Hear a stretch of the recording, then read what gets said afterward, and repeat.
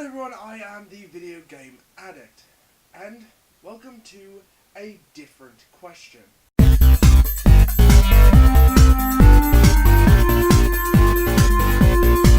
those of you that know my channel, I only ask two questions on a normal basis. Why does it work, or why doesn't it work? Here on A Different Question, we'll be looking at, well, a different question. The question here is, why do some shows and movies live on possibly forever, while other ones look like they're going to die very quickly?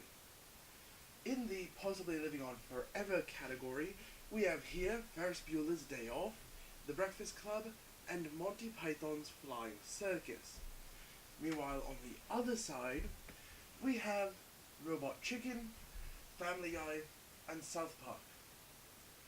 Welcome to the show. The first thing I want to do is take a quick look at the setups for these shows and movies before we go on to talking about the actual issue here.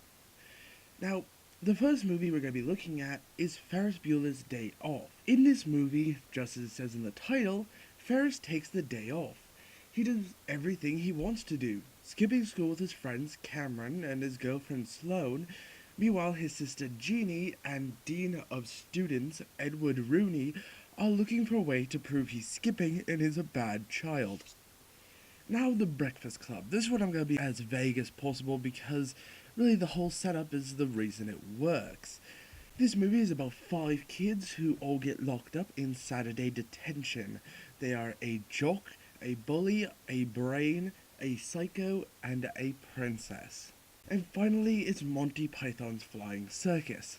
While anything with Monty Python in the title could be put here, we'll be focusing on the show Flying Circus.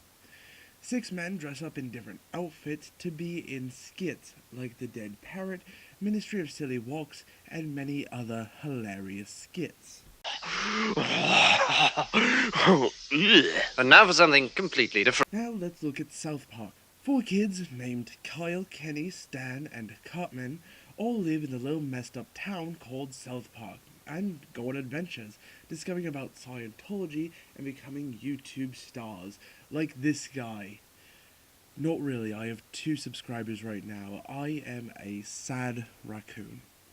Moving swiftly on, we have Family Guy, a show originally started about the Griffins, who are made up of Peter Griffin, Lois, Chris, Meg, Stewie, and Brian. However, as time went on, more episodes became about Peter and his friends, Joe Swanson, Glenn Quagmire, and Cleveland Brown, with other shows of the rest of the family sprinkled in every now and then. And they just go on weird and crazy adventures, very similarly to South Park. And finally, we have Robot Chicken. Similar to Monty Python, this show is a skit show. However, this one uses stop-motion animation to show what's happening rather than actual people. It's also only 13 minutes for each episode rather than 30 minutes for the rest of these shows. So, what makes one group better than the other? Well, you see, Ferris Bueller, The Breakfast Club, and Monty Python all have one big thing in common that the other group doesn't have. There's no pop culture references. Well, yes, there are songs as well as a hockey jersey in Ferris Bueller. There's no real pop culture references that are very important to the story. It really stays within its respective world and the world that you know as it moves forward in these movies and show.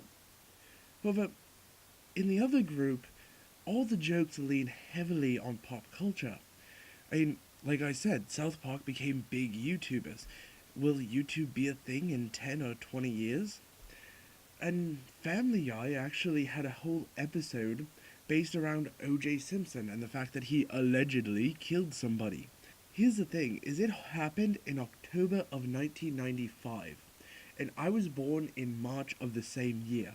If it wasn't for the Family Guy joke and my parents, I would have no idea about it. And the next generation definitely won't get it because due to the fact that as of right now, it happened about 20 years ago, no one's going to care in 10 years when it's been 30 or 40 years.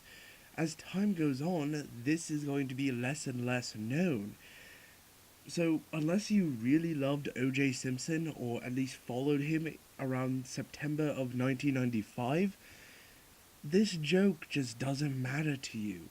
And them playing it off as some big plot line is just worthless, really, when you get down to it. Let me give you a quick rundown on the Family Guy cast personality. Idiot, nagging housewife, possibly British and gay, drunk, ugly, and idiot. These characters won't hold up because they aren't fleshed out. They all have one-word personalities, just like in The Breakfast Club. However, in The Breakfast Club, it's really fleshed out. Why is Bender a bully? Stupid, worthless, no good, goddamn freeloading son of a bitch, retarded, big mouth, know-it-all asshole jerk. You forgot ugly, lazy, and disrespectful. Shut up, bitch! Go fix me a turkey pot pie. And he's not the only one who gets pushed into the role they're in. Brian is pushed into being a nerd. Andrew is pushed to be an athlete. And they all admit it and they all talk about it.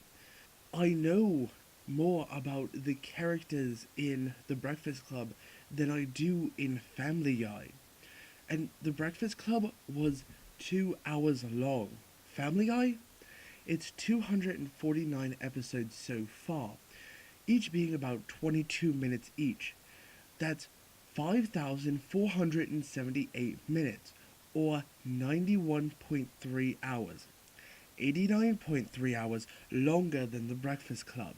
And they don't have time to show that Peter is more than just an idiot? They actually had a whole episode showing that he is mentally retarded, and they still didn't flesh out his character. He's still just a drunken moron. There's no timeless characters with these. In high school, there will always be those 5 traits. Someone who's a jock, a bully, a brain, princess, and a psycho. But that's boiling the personality down to one word. There's also so much more in it. Why do you think at the end of The Breakfast Club, the princess Claire and the bully Bender end up kissing? And they fall in love, possibly. Because they are fleshed out. They have character. Everyone on screen and sitting in the audience knows who these characters are. The same thing can be applied to the South Park and Ferris Bueller characters. While we know more about Stan and Kyle, Kenny is a one-note story of dying, and Cartman is just an ass. Ferris Bueller is a timeless character, that one guy you always see who does something and just gets away with it. I wasn't that guy in school. I was one, if I did something wrong, I was crapping my pants because I was scared. There are guys out there who will literally walk out of class and go off and do what they want, and they never get in trouble. I always wanted to be that guy, and there was a 2-hour movie based around that guy, and him trying to push his friends into being, from me, into this Ferris character. Then there's Flying Circus. A man in a dress in the show is a man in a dress, and it will always be funny. But in Robot Chicken, a drugged up Lindsay Lohan is just some crazy woman to someone who doesn't understand who she is. The only reoccurring characters in the show are the nerd, scientist, and chicken, and 2 of those are in the intro and 1 skit in the 100th episode. Now, the last thing I have to state before I go is there is a few movies that will transcend this line, that could live on forever, but only in certain circumstances. One of those movies is Spaceballs by Mel Brooks. This is a great movie, especially if you love Star Wars and would rather see it be a comedy. Now, Spaceballs will live on forever as long as Star Wars does. If our future generations do love Star Wars the way that I and so many others do right now, then Spaceballs will be there right along with it. due to the fact that the only pop culture references it has is basically jokes and jabs at Star Wars. So, here's hoping that Mel Brooks lives on forever. Anyway, that's all for this episode. Don't forget to like, subscribe, share this on Facebook and Twitter, and I will see you all in the next video.